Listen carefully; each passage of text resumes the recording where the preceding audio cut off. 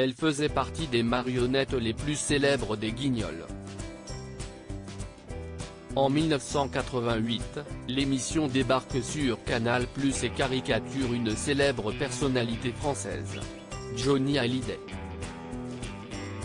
Et si les Guignols ont fait mourir de rire des millions de téléspectateurs derrière leur petit écran, ce n'était pas le cas de la fille du rocker disparu le 5 décembre dernier à 74 ans.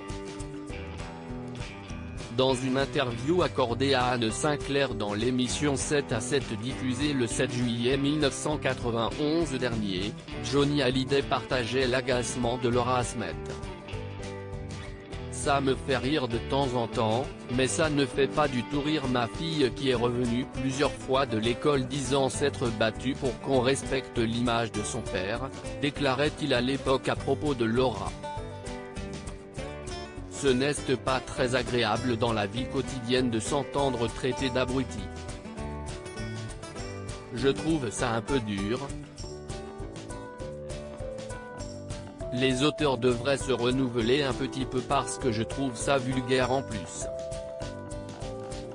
Si est dur d'élever un enfant. Johnny Hallyday rappelle que Laura Smet, alors âgée de 8 ans, est la fille d'un papa et d'une maman connue. Il faut faire attention parce qu'ils sont fragiles, ajoutait-il.